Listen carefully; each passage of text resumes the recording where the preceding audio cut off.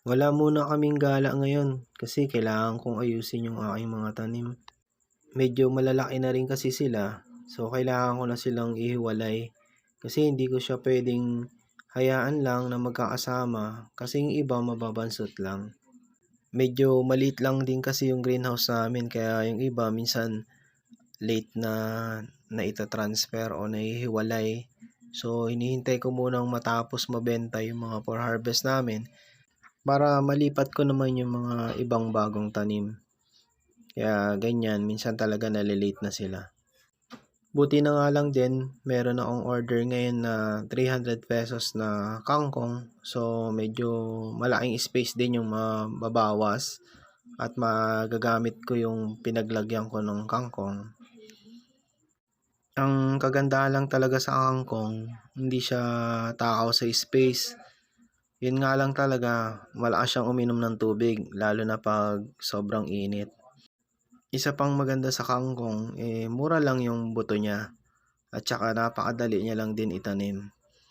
Sa susunod na video natin, gagawa tayo kung paano ko itinatanim yung kangkong, yung umpisa hanggang harvest. Yan, tapos na. Nakapag-ayos na tayo. Yan. Ito yung natirang kangkong. Yan, for harvest pa rin yan. Medyo, yan. Yan yung for harvest. Tapos ito yung susunod sa kanya. Ito yung tatlong tray. Tapos next week, yung lettuce namin, ito yung for harvest namin. Itong haba na yan. Tsaka itong kalahati. Yan. For harvest yan next week. Tapos susunod na week, ito naman. Itong mga to, tsaka itong isang haba na to. Ayan. Bali, second week naman yan. So, yan, meron malalaki na sila. Tapos, ayan. Ito yung susunod sa kanya. Yun, yung halos na sa gitna. Tsaka hanggang dito. Ayan, 4 na tray. Ayan, ang third week. Tapos ito yung mga pechay namin. Medyo late kami nakapagtanim. Ayan, ayun yung mauna. Yung dalawa doon sa dulo. Susunod to. Tapos yung doon sa dulo. Ayan, pechay din yan.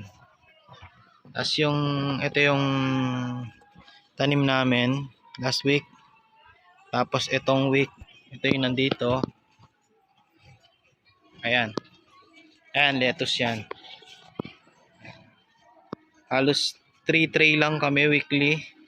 Siguro mga nasa 150 yan, pinakamababang tanim namin. So medyo maliit lang kasi yung greenhouse. Lumit na yung greenhouse, kaya konti lang natatanim namin.